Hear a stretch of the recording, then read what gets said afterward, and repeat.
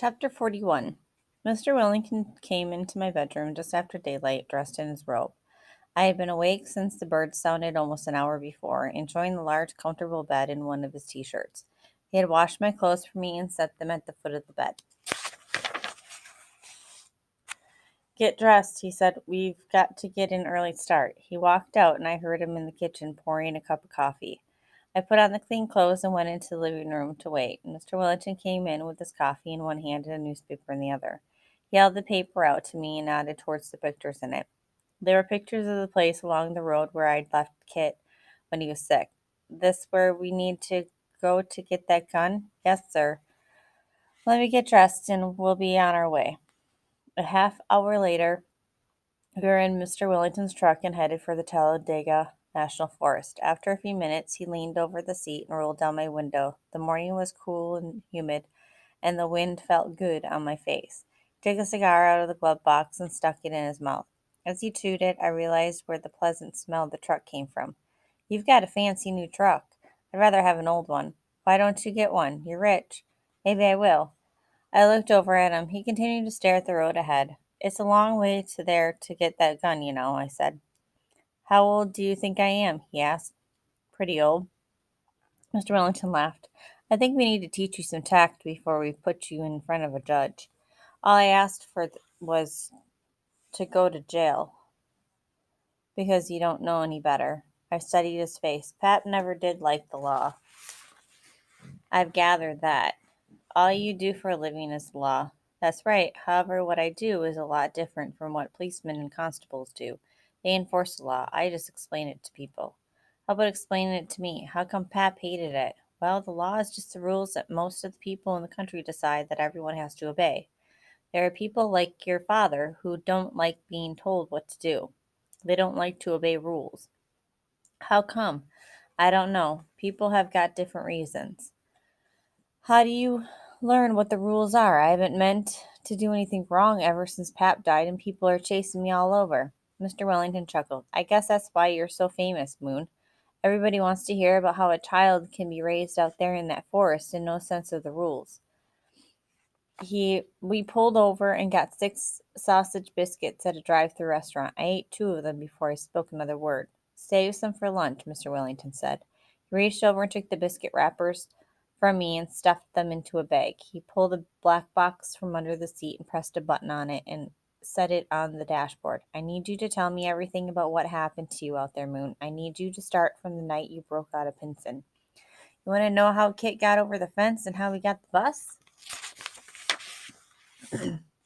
"Everything. This is not going to be an easy case to make." "What's that thing?" "It's a tape recorder. You can talk to it, and it remembers what you say." "Talk to it?" "That's right."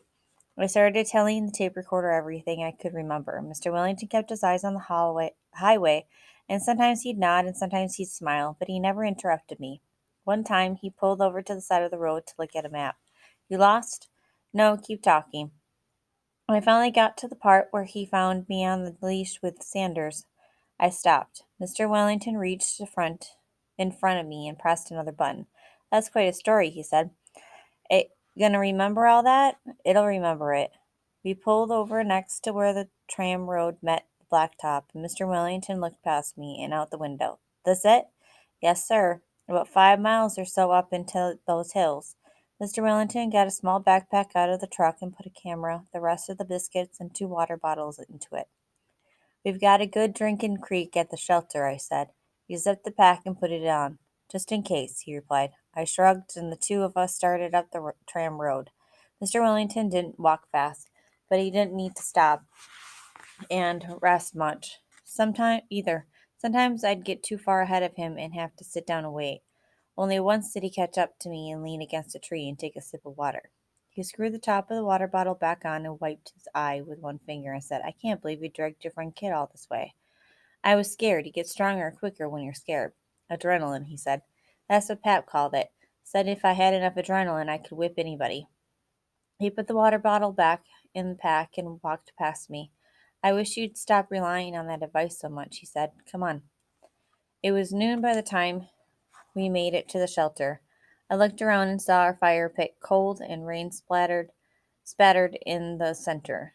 Several strips of jerky were still hanging on my meat racks. A breeze licked at the treetops and made the place seem quiet and strange. Once again, I felt that the forest had forgotten about me. It seemed distant and untouchable. Mr. Wellington stood for a moment, his hands at his sides and his eyes looking over what Kit and I had lived in. Not much room in that thing, he said. Stays warm that way. He shook his head. How many ticks and redbugs did you bring out with you? Everybody sure does hate ticks and redbugs. I'm no exception. They don't bother me much. I climbed into the shelter and found the pistol in its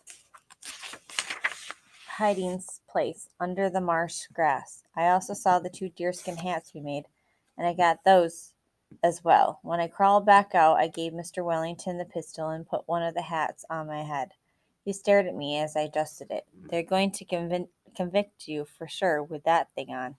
I made him. I assumed you did. He looked at the pistol. And this is what you took from Sanders? Yes, sir. He took off the backpack and unzipped it. Then he put the pistol inside and removed one of the water bottles. He straightened up and took 2 large gulps before handing the water over to me. Let's eat those biscuits, he said.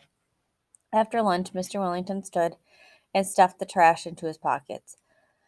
Okay, he said. Where is the log you shot? We walked to where I had shot the pistol at the rotten log, and Mr. Wellington took pictures of it. After he was done, he picked it up and broke off the ends so that he was left with only the middle section that I'd shot. He put this under his arm and tucked the hammer away. Now, he said, take me to where you met with Sanders. I nodded and I set out for the place on Deer Creek where Kit and I had trapped him. I had to keep stopping and waiting for Mr. Wellington to catch up as I ducked my way through the forest. Eventually, we came to the spot. The ground had aged and showed no sign of a struggle. But Mr. Wellington took pictures anyway. So this is where you trapped him? Yes, sir. And you hooked a log up to his feet and it dragged him into the water down there. That's right. He held on for a while and that's when I took his pistol. Then he got pulled into the creek and floated away. You sure that's what happened? Yes, sir. I just find it hard to believe that you could pull off such a stunt, someone as big as Sanders and all. It doesn't matter how big they are, as long as you get the right trap rigged. Very well, he said. We'll go with what you told me. Mr. Wellington took more pictures and studied the surrounding forest. Finally, he put up his camera and asked me if there was anything else I'd forgotten to tell him. No, sir, I told you everything. Okay, then, I'll see what I can do with this. It was late afternoon when we made it back to the highway. Mr. Wellington said he could turn me in at the Tuscaloosa County Courthouse so that we wouldn't have Sanders' father for a judge.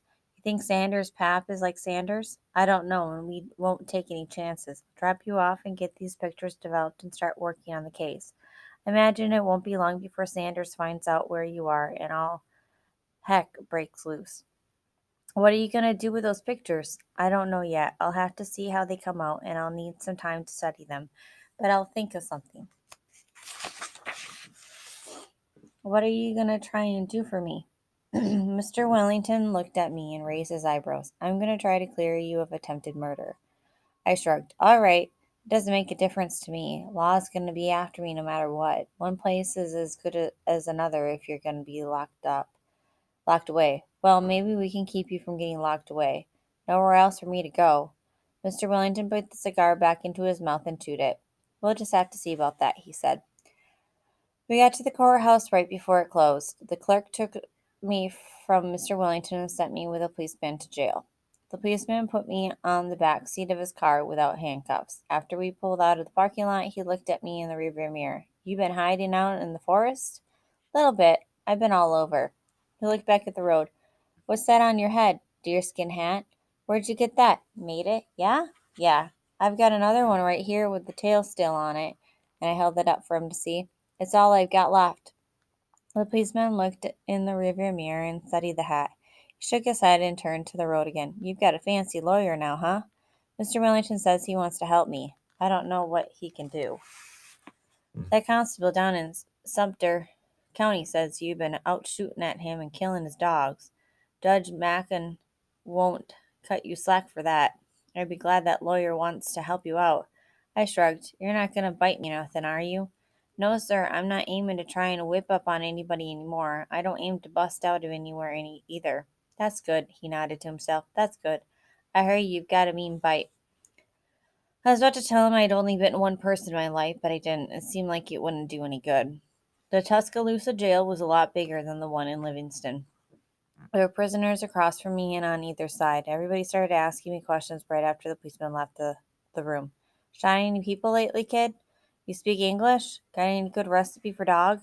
What the heck's that thing on your head? I didn't answer them. I went to the back of my cage and lay on the cot. Before long, I was asleep to it all. That evening, the policeman who delivered me earlier brought everyone a food tray. I heard one of the other prisoners call him Officer Pete. We had pork chops and lima beans for supper. Even though it was prison food, I didn't feel like eating anything and picked through the beans with my spoon. When Officer Pete returned, I asked him if he'd heard anything from Mr. Wellington. Nothing, kid. You think he's going to come back? I've never heard of a lawyer turning down a chance to make money. I don't have any money. Then you probably won't see him again. Earlier, I thought I didn't care whether he helped me or not, but I was getting lonely in the jail. I wanted to see someone who didn't hate me. How about the judge? He gonna talk to me? Officer Pete shrugged as he picked up the trays from the other prisoners. I don't know anything about what they're gonna do to you, kid. I'm gonna put you in a zoo, somebody yelled. I'd whip your wild little butt, said somebody else. Screwed up kid. I figured these prisoners didn't like me since I hadn't talked to them. I lay back down on my cot and stared at the ceiling. Three prisoners began playing cards down the hall from me. Another started singing. I wondered what Hal and Kit were doing. I feel like I'd never see either one of them again. What you doing down there, wild boy? I thought about never seeing Mr. Wellington again. You dreaming about dog cobbler? I grew queasy with loneliness, and I rolled onto my side and pulled up my knees. I lay this way long into the night, taking deep breaths and listening to the other prisoners snoring and tossing in their sleep. Somewhere at the end of the hall, a clock ticked. I heard the phone ring a couple times in the office outside, and someone whose voice I didn't recognize answered it. Even though I couldn't have felt any worse where I was, I knew there was no other place for me to go. Chapter 42. The next morning, I was on my back, staring at the ceiling when the hall door was suddenly kicked in and slammed against the wall. Hey, one of the irritated prisoners yelled. I looked over at the doorway and saw Sanders standing there, his eyes searching each of the jail cages. His face was so swollen with oily poison ivy blisters that he squinted like the sun was in his eyes. His ears ripped from Briar's head, orange medicine painted on them that made him look like he wore earmuffs. His hands trembled at his sides. I might not have recognized him had I not been expecting him. Eventually, his eyes came around to my bed and rested on me. He didn't say a word, but walked over to the bars of my cage, and I stood there. I sat up and stared at him. You got lost out there again, didn't you? I said. I watched his jaw tighten until I was sure his teeth would shatter. Even though the swollen Even through the swollen face, I could see veins popping out on his forehead. He swallowed and said calmly, Come here, kid, I want to tell you something. I shook my head. You'll pop me across the face like you did that other fellow. Come here. No. You want me to get the keys and come in there? Go get what you want. Sanders looked around and saw the other prisoners watching him. He spit a brown gob of tobacco juice between the bars of my cage. Dang it, kid, he hissed. I said get over here. I said no, you come in here if you want.